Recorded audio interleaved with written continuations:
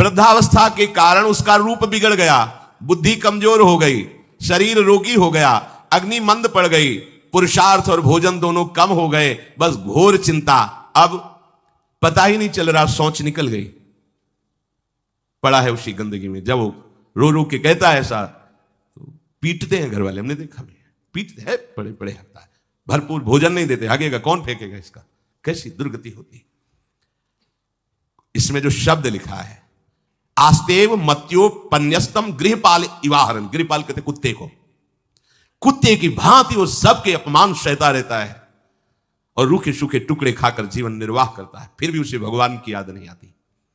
मृत्यु का समय जब निकट आता है तो वायु उत्क्रमण से इसकी पुतलियां चढ़ जाती हैं, श्वास प्रश्वास की नलिकाओं में वायु आना जाना रुक जाता है, कफ भर जाता है। अब इसे श्वास लेने में भयानक कष्ट होता है, कंठ में घुरघुराहट, पर उसका मोह उन्हीं अपने बच्चे, परिवार, घर, शब्द, ये सब छूट जाएगा। बड़ी दुर्गति है। अंतिम समय क्या सोच रहा है, ये पत्नी छूट जाएगी, बेटे छूट जाए, और बेटों ने क्या उनके साथ व्यवहार किया, ये मोह है, ये मेरा कमाया हुआ मकान कैसे छोड़ सकता हूं, तो छिपकली बन के आना, इसी मकान में रहेंगे ना। पक्का आपका अंतिम फाइनल आपका चिंतन होता है, आपका चिंतन वही बनेगा जो जीवन भर आपने किया, उसके परिणाम में बंधु बांधव आकर घेर लेते और मनाने लगते हैं कि अब जल्दी मर जाए, भगवान उठा लें इसे। मृत्यु पाश के वशीभूत महान कष्ट को भोगता हुआ अपने परिवार का चिंतन करता है। वो मूड ये भी नहीं सोच पा रहा कि अगर अंतिम समय कृष्ण बोल दूं, राधा बोल दूं तो काम बन जाए। कुटुंब का भरण पोषण और मोह में लगा हुआ यमराज के दूत आते हैं, मार मार के उसके प्राणों को खींचते हैं। वो तो मार वही जानता है जिस पे पड़ती है, और सोचता कौन है, विवेक है नहीं, इसलिए सोच काम नहीं करती। भयंकर रोष युक्त नेत्र वाले, जिनके देखने से पेशाब छूट जाए, तभी तो आप देखो मरने वाले का शौच और लघु शंका सब छूट जाती है, देखने मात्र से, इतने वो भयानक है। वो देखकर भय के कारण मलमूत्र त्याग कर देता है। सा दृष्ट्वा त्रस्त हृदय स्रकन मूत्रम विमुंचति, इतना भयावह स्वरूप होता है उनकी घुड़क, और उनकी मार की टट्टी पेशाब सब छोड़ देता है। यमदूत उसे भयंकर यातना देते हुए प्राण खींचते हैं। अब ये तो वही जानता है जिसके खींचते हैं। बाहर वाले सब घेरे बैठे हैं, कोई एक बार भी नाम नहीं बोला। अगर एक बार बोल देता राधा तो भाग जाते यमदूत और वो बच जाता। पर यह सौभाग्य तो जिसने जीवन में धर्म किया है, कहीं ना कहीं भगवद आश्रय लिया, उसको ये मिलता है। जैसे कोई घोर अपराधी को सिपाही बांधकर ले जाते हैं, उसी प्रकार रस्सी में बांधकर बलात् उसको यमलोक की लंबी यात्रा कराती है। रास्ते में पिटाई, घुड़कियां, उसे प्यास लगती, पानी नहीं दिया जाता, तपती हुई भूमि पर चलाया जाता है, कुत्ते नोचते हैं, व्याकुल होता है, भूख प्यास उसे बेचैन कर दी। पर यहां किसी की भूख नहीं मिटाई तो तुम्हें रास्ते में भोजन नहीं मिलेगा, यहां कभी किसी को पानी नहीं पिलाया तो एक बूंद पानी नहीं मिलेगा तुम्हें। यह कर्म भूमि है।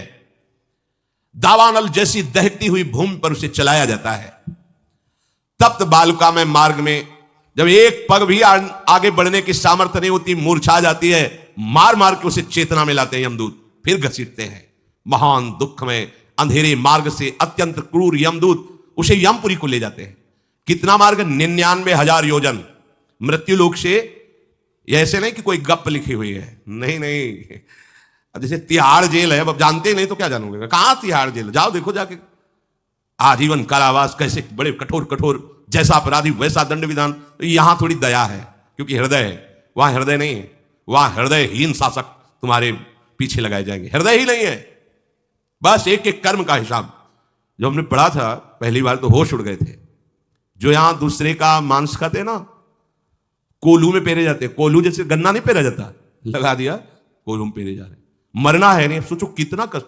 फिर इसके बाद शमशी से मांस नोच कर उसे खवाया जाता है। होश में हो जाओ। 99,000 योजन का मृत्यु लोक से यमलोक का मार्ग है, लिखा हो 99,000 योजना नाम सहस्त्राणी नवतिम नवचाध्वनः त्रिभिर्मुहूर्तैर द्वाभ्याम वा नीतः प्राप्नोति यातनः। एक योजन का मतलब 4 कोश, 99,000 योजन। इतने लंबे मार्ग को 2 या 3 मुहूर्त में तय करना, दौड़ा के 2 या 3 मुहूर्त, बहुत कम समय। फिर वहां पहले से तय, इसको इस नरक में डालो, इसको इस नरक में। वहां इतना समय थोड़ी भीड़ लगी है। जैसे अपने एक फोड़ा हुआ तो अपने इतने कष्ट समझते हैं, अस्पताल जाओ देखो चीख लगी, किसी पैर टूटा, किसी कुछ, ऐसे वहां सब हिसाब हो रहा है। उसको धधकती हुई लकड़ियों में जलाया जाता है, कहीं दूसरों के द्वारा काट काट कर उसको उसका ही मांस खिलाया जाता है। यमपुरी के कुत्तों के भयानक दांत होते हैं, जिंदा, अब मरना है नहीं, वहां भयानक गिद्धों के द्वारा आंतें खींची जाती है। यहां सांप बिच्छू डांस जिसको मारा है वहां भयंकर रूप रखकर उसका खून पीते हैं। हिसाब है बहुत होश में। यहां तुम किसी के शरीर को काट दो तो मर जाएगा, वहां ऐसा नहीं होता, वहां बार बार काटा जाएगा, मरोगे नहीं, पीड़ा वैसे ही होगी। बड़े भयानक कष्टों को भोगता है, तामिस्त अंधतामिस्त रौरव आदि नरकों को भोगता है।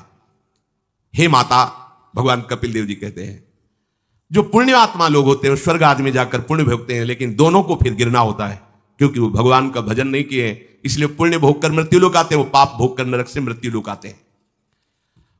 माता, जब उनके भोग संपन्न होते हैं नरक आदि के, अब वो जन्म लेते हैं। फिर यहां ध्यान से सुनना, जब जीव को मनुष्य शरीर में जन्म लेना होता है तो प्रकृति में वर्षा के साथ आता है, प्रकृति में वर्षा के साथ आया, और फसल में मूली गाजर गेहूं अन्न इनमें वो जीव प्रवेश करता है, और उसे माता पिता दोनों पाते हैं। तो सप्तम धातु वीर के रूप में परिणित होता है जीव।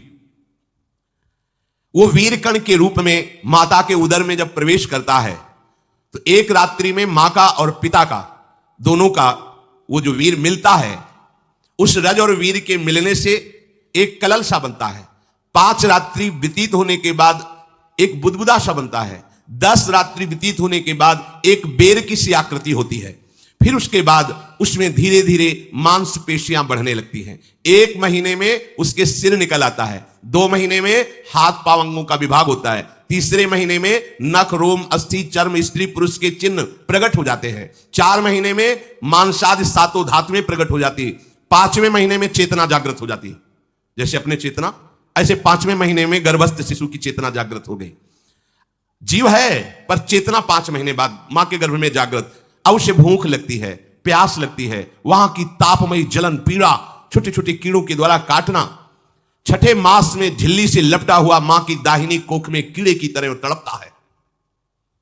उस समय माता को कड़वे और खट्टे पानी की लालसा होती है, जिससे उसके अंगों में जाकर भयंकर जलन होती है। यह है भोग।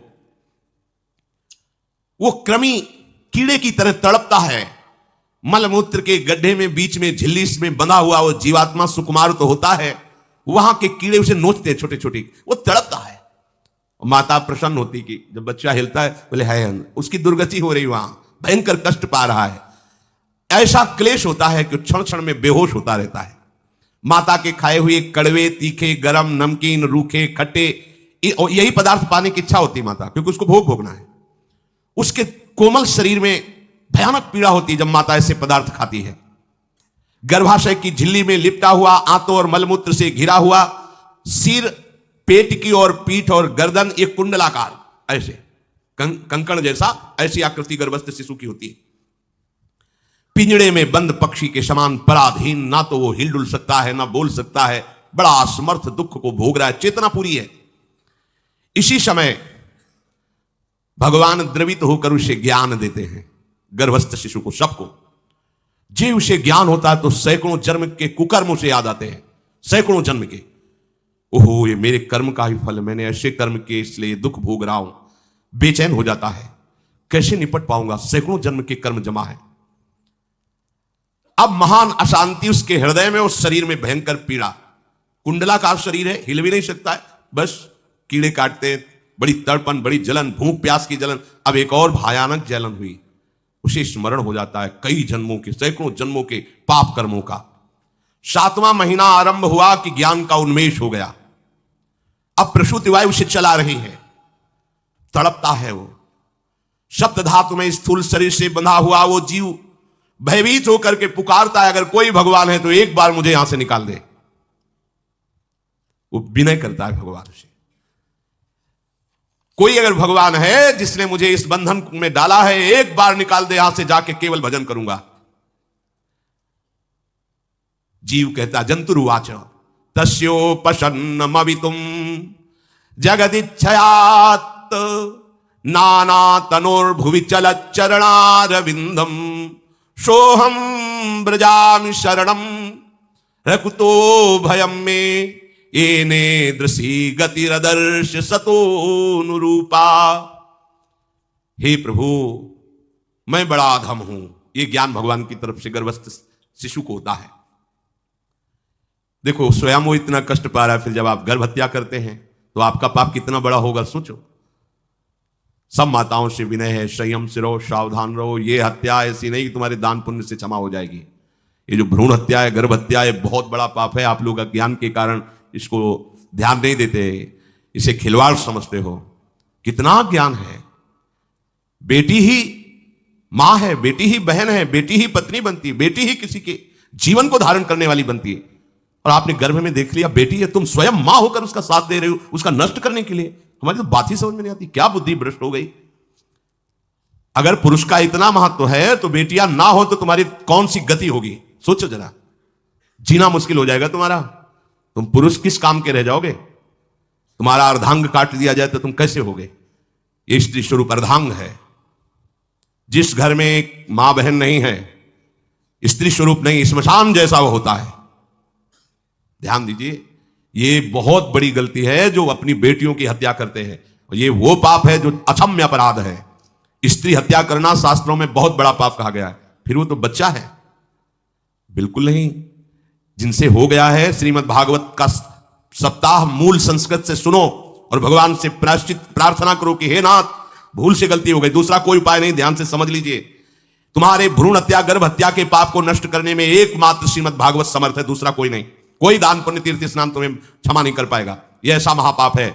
अगर हृदय में जलन करके और मूल संस्कृत के द्वारा पूरी 7 दिन में भागवत श्रवण की जाए नियम से, तो भागवत समर्थ है, इस हत्या के पाप से भी आपको मुक्त कर देगी। जिनकी ऐसे हत्या हो गई हो करवा लो, नहीं तो बुद्धि आगे भ्रष्ट करके तुम्हें हरि गुरु से विमुख कर देगा। यह पाप ऐसा नहीं कि तुम्हें 2-4 माला घुमाने से क्षमा हो जाएगा। यह महत अपराध है। सबकी समझ में नहीं आता, समझ जाओ, नहीं तो आप जहां भी हो वहीं से भ्रष्ट कर देगा। यह अपराध नष्ट नहीं होगा, श्रीमद् भागवत की कृपा से नष्ट हो जाएगा। यह हमें बहुत विश्वास है। श्रीमद् भागवत सप्ताह की यह है ही महामहिम। प्रीति योनि को प्राप्त धुंधकारी को सीधे भगवत पार्षद स्वरूप देकर परम पद में आरूढ़ कर दिया। केवल 7 दिन की मूल संस्कृत एक भी श्लोक नहीं छूटना चाहिए। अगर सप्ताहिकी का पारायण हो तो इस भ्रूण हत्या गर्भ हत्या से भी निवृत्ति मिल जाए। अब वो जीव भगवान को पुकारता है, मैं बड़ा नीच अधम हूं। भगवान, आपने जो मुझे गति दिखाई है तो मेरे कर्म के अनुसार ही है, आपका इसमें कोई दोष नहीं। हम लोग जब कष्ट भुगते तो भगवान से कहते हैं हमने तुम्हारा क्या बिगाड़ा। भगवान ने नहीं बिगाड़ा, तू खुद देख क्या बिगाड़ लिया अपना। करो पाप आचरण। अब देखो, हमने तो जीवन में कोई पाप नहीं किया, कितने गर्भ हत्या की है, कितनी खिलवाड़ समझो। ये बिल्कुल भयावह चीज है। आप लोगों को नहीं, हम बार बार इसीलिए कह रहे कि भयावह वस्तु है, तुम्हें बहुत ऊंचाई से घसीट के भ्रष्ट कर देगी। बहुत होश में हो, भूल के कभी ऐसा न करना जहां तक हमारी आवाज पहुंचे, जहां तक सुनाई दे। गर्भ हत्या मत करना, संयम से रहो। इस तरह का व्यवहार मत करो कि तुम्हारा मनुष्य जन्म ही व्यर्थ चला जाए। इसमें तीनों को बराबर दंड मिलेगा, गर्भ हत्या कराने वाला, गर्भ हत्या की प्रेरणा देने वाला और गर्भ हत्या में सहयोग देने वाला। जो औषधि डॉक्टर या जो भी, तीनों को दुर्गति होगी। माता पिता प्रेरक और कर्ता। ऐसा नहीं कि आप डॉक्टर हो तो आपको गर्भ हत्या करने का अधिकार नहीं। आप डॉक्टर हो दूसरे के शरीर को स्वस्थ करके निरोग करने के लिए, हत्या करने के लिए नहीं। कोई भी हमारा संविधान ऐसा आदेश नहीं करता कि आप गर्भ हत्या कर दो। ना भागवतिक और ना भारतीय संविधान ऐसा संविधान आदेश नहीं करता। अब वो जीव कह रहा है कि प्रभु मेरे योग्य ही है आपने जो मुझे दंड दिया है। मैंने सुना है कि आपकी शरण में जो आता है आप उसकी रक्षा कर लेते हैं। आपकी जो शरण में हो जाता है वो इस भूमि पर, भारत भूमि पर, विश्व पर निर्भय विचरण करता है। कोई उसे भय नहीं प्रदान कर सकता। प्रभु, मैं इस माता के उदर में माया का रहस्य न जानने के कारण ऐसे कर्म किए कि मैं आ गया हूं। बहुत दुख पा रहा हूं। हे निर्विकार अखंड बोध स्वरूप परमात्मा, मैं बार बार नमस्कार करता हूं। प्रभु, मेरे ऊपर कृपा कर दो। एक बार इस गर्भ से निकाल दो। मैं यहां से बाहर जाकर आपका निरंतर भजन करूंगा। ये वादा करके आए हम प्रभु से सब। प्रभु ने करुणा करके हमें चांस दिया है मनुष्य शरीर। प्रभु, मैं बहुत जन्मों से इस समय स्मृति आ रही देख रहा हूं, कर्मों में भटकता रहा आपसे विमुख होकर के। ये जो मुझे अभी ज्ञान हो रहा है केवल आपकी कृपा से तत्कालिक है। तत्कालिक, एक तत्कालिक वैराग्य होता है। जैसे कथा सुनियो, मन में आया कि अब तो भजन ही करना है। यह तत्कालिक है, स्थायी नहीं है। इसे स्थायी बनाओ। प्रभु, आप अंतर्यामी हो, आप सब कुछ जान रहे हो। तीनों तापों की शांति के लिए भक्तजन आपका भजन करते हैं। मैं देहधारी होकर जीव माता के उदर में मलमूत्र से रुधिर की झिल्ली में फंसा हुआ माता की जठराग्नि के ताप से जल रहा हूं। प्रभु एक एक क्षण में यहां विकल होकर केवल इंतजार कर रहा हूं कि किस समय मुझे यहां से निकाला जाएगा। दीन बंधु, यहां से कब मैं निकलूंगा। स्वामिन, आप बड़े दयालु हो। आप जैसे उदार प्रभु ने मुझ गर्भस्थ शिशु को यह ज्ञान दिया। हे दीन बंधु, आप अपनी कृपा से प्रसन्न हो जाइए। प्रभु, एक बार निकाल दीजिए। मैं ऐसा भजन करूंगा कि दोबारा संसार के दुख में नहीं आऊंगा। कपिल भगवान कहते हैं, हे माता, वो गर्भस्थ बालक शिशु भगवान से प्रार्थना करता है। भगवान का आदेश होता है, तत्काल प्रसव वायु धक्का मारती है। जे ही प्रसव वायु धक्का मारती तो उसको ऐसा भयंकर कष्ट होता है, जैसा पीछे लिखा है कि जैसे जिंदा किसी की चमड़ी उतारी जाए, ऐसा मां के गर्भ से निकलते समय उसे कष्ट होता है। वो अत्यंत कष्ट से व्याकुल होता है। उसी समय उसका वो ज्ञान नष्ट हो जाता है जो भगवान ने दिया था। उस समय उसकी श्वास की गति रुक जाती है। जैसे किसी का गला दबा दिया जाए तो कैसा लगेगा, ऐसे ही पूरी की पूरी भागवती की स्मृति नष्ट हो गई। होश आया तब देखा कि वो बाहर पड़ा हुआ है, माता के उस मलमूत्र में सना हुआ बिष्ठे की कीड़े की तरह। गर्भवास में जो दिव्य ज्ञान प्रकट हुआ था भगवान की कृपा से, वो सब नष्ट हो गया। भूमि परत भा ढाबर पानी, तिम जीवे माया लपटानी। चेतना आई तो रोने लगा। वो ज्ञान कहां गया, वो ज्ञानदाता कहां गया। वो कहता कहां कहां, बोले थाली बजाओ, बच्चा हुआ है। और वो तो रो रहा है कि कहां, वो ज्ञान कहां गया जिसके बल से मैं कह रहा था कि बाहर निकाल दो, मैं आपका भजन करूंगा। सब खत्म ज्ञान। जो लोग उसका अभिप्राय नहीं समझते, वो उत्सव मनाते हैं, बालक हुआ है, वो रो रहा है, वो कहां गया ज्ञान, कहां कहां कहां। छोटा बालक यही लोग कहता कहां, अभी जो ज्ञान उत्पन्न हुआ था, जो अभी भगवान का बोध हुआ था, वो कहां गया कहां गया। घर परिवार के लोग उसका पालन पोषण करते रहते हैं, उसमें कोई निषेध करने की शक्ति नहीं हो रही। मच्छर काट रहा है, दुख हो रहा है, हटा नहीं सकता बालक। उस जीव को शिशु अवस्था में जब कपड़ों पे लिपेट कर इसे लिटाया जाता है तो इतना कोमल त्वचा होती कि कपड़े भी उसको, जैसे खुजलाहट है, पीड़ा है या जलन है, बिल्कुल कोमल त्वचा होती, कुछ नहीं कर सकता वो, बस रो सकता है। ना खुजलाने की, ना करवट बदलने की, ना उठने की कोई सामर्थ्य नहीं। बड़ा कष्ट पाता है बाल्यावस्था में, क्योंकि त्वचा बड़ी कोमल होती है। दास मच्छर आदि जीव उसको काटते हैं। गर्भावस्था का कोई ज्ञान नहीं रहा, सिर्फ रोना ही रोना रह रहा। इस प्रकार उसकी बाल्यावस्था कटी, कौमार अवस्था आई, पौगंड अवस्था, इनमें वो खिलवाड़ में फंस गया। जैसे जैसे बड़ा होता जाता, चेतना, गुनगुना, ये कार, ये प्लास्टिक कैसे, उनमें मगन है। देखो ना छोटे बच्चों को, अज्ञानवश इसकी ये अवस्था कट गई। बड़े भाग्यशाली ऐसे भी बच्चे हैं जो तुतला के बोलते हैं, उनकी मैया कहती राधा बोलो, राधा। देखो ये सौभाग्य, प्रणाम है उन माताओं को जो अपने बच्चों को भगवान नाम बुलाती है कि आप बोलो, श्री हरिवंश बोलो, राधे राधे बोलो। धीरे धीरे उसकी युवा अवस्था पहुंची। इस समय उसके अंदर एक भूत सवार होता है, जवानी का भूत है, ये सबके सवार होता है। अगर मंत्र चल रहा है तो भूत नहीं चढ़ेगा, नाम चल रहा है तो भूत नहीं चढ़ेगा, नहीं तो भूत चढ़ जाता है। ये कुछ भी करवा सकता है भूत, भूत ही तो है ना। वैसे ही पंचभूत लिपट गए, ऊपर से जवानी का और भूत सवार हुआ तो जौवन ज्वर के ही नहीं बलकावा। जवानी में कोई भी ऐसा अपराध नहीं जो हो ना जाए। बड़ा भयानक इसमें स्वरूप होता है। इसमें केवल भोग, केवल भोग, एक ही दृष्टि रहती है, भोग भोगना। अज्ञानवश जब भोगों की प्राप्ति में बाधा पड़ती तो भयंकर वो क्रोध करता है, शोकाकुल होकर हिंसा कर बैठता है। जैसी घटनाएं सुनने को मिलती हैं, राक्षसी घटनाएं, ये भूत है जवानी का। जहां कामना में बाधा पहुंची, क्रोध, क्रोध में वो समझ नहीं